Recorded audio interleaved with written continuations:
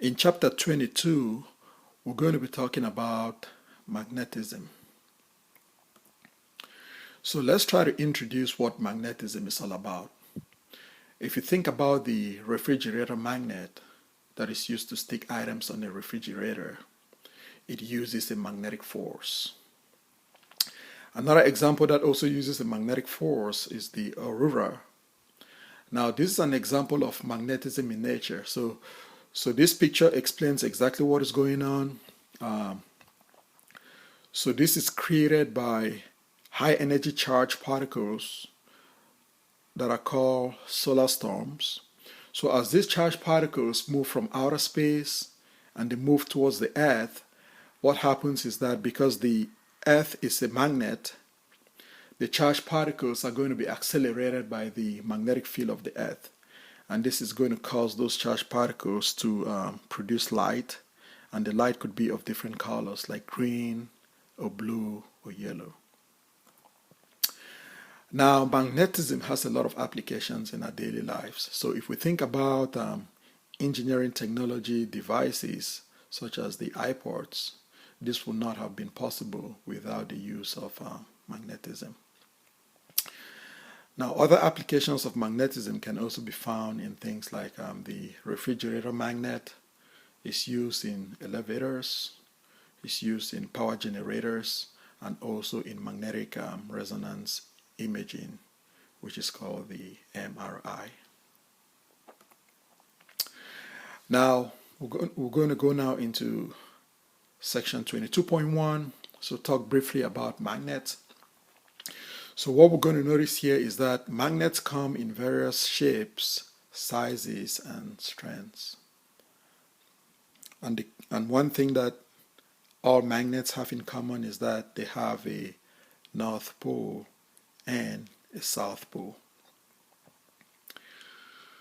And a very useful properties of magnet is that all magnets attract iron, and magnets may attract or repel other magnets. So this is just like, if you remember what we explained before about having a positive and a negative charge.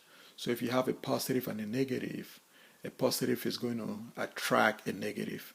If you have a positive and a positive is going to repel a positive. So very similar here. So magnets can also attract or repel other magnets. Now, in this example here, this example shows that Earth itself is a giant magnet. And an example that we can use to explain this, if you take a bar magnet and you just tie it to a string and suspend it in space, you're going to notice that it's going to tilt. And the reason why this is going to tilt is because the Earth itself is a magnet. So this is the magnetic north and this is the magnetic south. So if this is the south and this is the north, then the north is going to be attracted towards the south. So this is going to cause this bar magnet to bend. So we can see from this example that the Earth itself can be considered as a giant magnet. Now, magnets are always organized in such a way that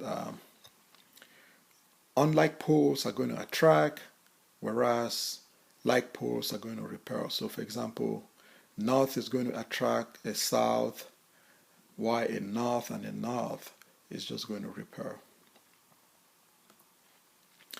Now, something that is very useful about magnetic forces is that the north and the south poles cannot be separated.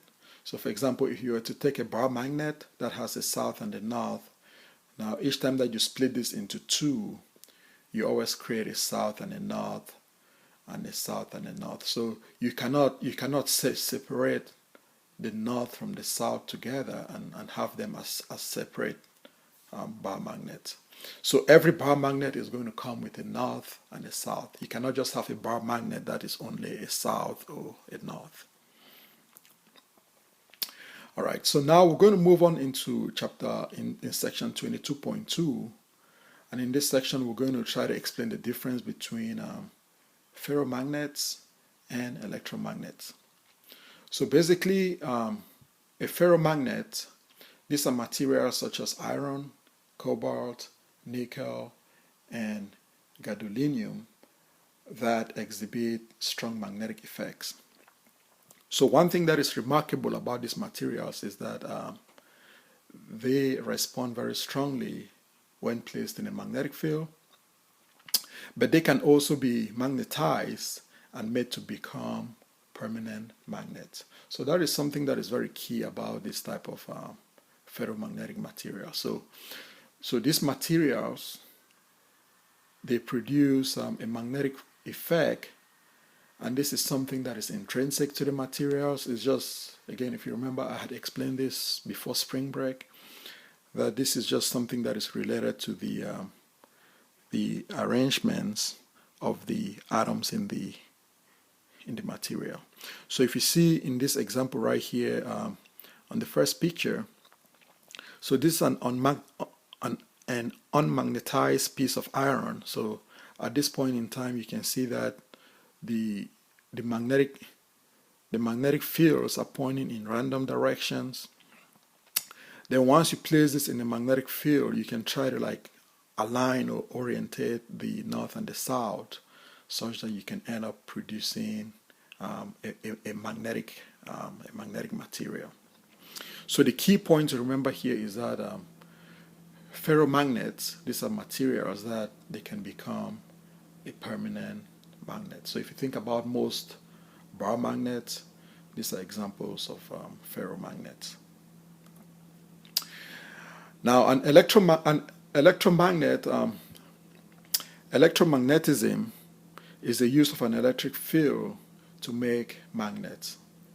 So these are examples of what we call a temporary magnet. So if you look at this example right here, so basically what happens is that you have a loop. So this is a loop of wire that goes through this cylinder. So as the current is going to go in here and comes out here, then this is going to generate a magnetic field such that this will be the north and this will be the south. So the important point here is that once the current is turned off, the magnetic field is going to disappear. So these examples are called temporary magnets, because the magnetism is only produced when there is a current that is flowing through the wires. Once the current is switched off, the magnetism is going to disappear. Now, this is an example of so this example shows you the magnetic fields produced by an electromagnet on the left side and the bar magnet on the right side. So you can see that the magnetic field from the electromagnet is pretty much identical. It's almost identical to the magnetic field that is produced by this bar magnet. So in this example, notice that the electromagnet is just a temporary magnetic field. Meanwhile, the bar magnet is a permanent magnetic field. So in an electromagnet, once you switch off the current, the magnetic field is going to disappear. Now let's talk about one application of electromagnetism, and this is the example of the magnetic resonance imaging. So the MRI uses a very strong magnetic field to look inside the anatomy of a patient. So basically, what happens here is that the device is going to use an electromagnet.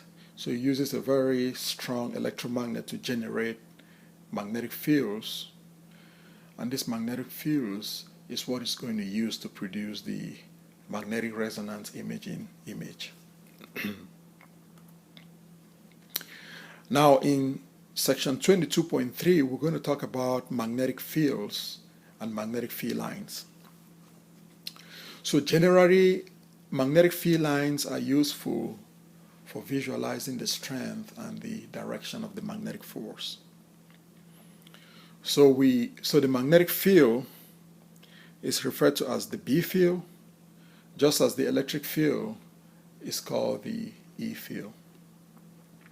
So basically, if you have a magnet and this is the north and the south, the magnetic field is such that it always points from the north going to the south. So if you look at this picture right here, so the magnetic fields will always go from the north here towards the south. Again, if you remember when we discussed about a positive and a negative charge, we said that an electric field is always going to go from a positive charge to a negative charge. So very similar here. In a magnetic field, the field lines are always going to point from the north to the south. Now we can also look at magnetic fields from different sources. So for example, and this is something that we're going to talk about later on, but if you have a loop, so a loop is just a wire that carries a current, then this is going to generate a magnetic field that looks like the picture that you see right here in figure A. You can also produce magnetic field just by having a wire that carries a current. So in this example, the current is moving up, and this will generate a magnetic field that points in this direction as shown in this picture right here. So we're going to talk about this later on. So there is something that is called the right-hand rule, which we can use to determine the direction of the magnetic field. So for example, looking at this picture right here, so if your thumb is placed in the direction of the current, then your fingers wrapped around this wire is going to tell me what the direction of the magnetic field is. All right, so now we're going to look at section 22.4, and in this video, in this slide here, I'm going to show you an equation that we're going to use to calculate the magnetic force on a charged particle. So if you remember, we said that if you place a charged particle in an electric field, the charged particle is going to experience a force. So very similarly here, if you place a charged particle in a magnetic field, it's going to experience a force, and the force is given by this equation here. It's given by this equation is Q times V times B times the sine of the theta. So F here is the force that is in newtons, Q is the charge in coulombs, V is the velocity of the charged particles, which is in meters per second, and B is the magnetic field strength, which is given in units called Teslas. And theta is the angle between the velocity and the magnetic field vectors. So if you see in this picture here, this is called the right-hand rule. And in this right-hand rule, what happens is that your thumb is going to be placed in the direction of the velocity vector, and your fingers are going to point in the direction of the magnetic field vector. Then the force is always going to be pointing in the direction that is 90 degrees with respect to the velocity and the B field direction. So we use this equation to calculate the force, and then we use the right-hand rule to get the direction of the force. So now we're going to look at one example right here where we're going to calculate the magnetic force on a particle that is placed on the Earth's magnetic field. So in this example, it tells us what the charge is 20 nanocoulombs. It gives us what the velocity of the charge is 10 meters per second. And so, because we know that the B field of the Earth is about 5 times 10 to the negative 4 Teslas, so I can use this equation here. So I know what the charge is. The charge is 20 nanocoulombs, which I can write as 20 times 10 to the negative 9 coulombs. The speed is 10 meters per second. And the magnetic field of the Earth is 5 times 10 to the negative 5 Tesla. So if you plug that all together, you can calculate the force, which is 1 times 10 to the negative 11 newtons.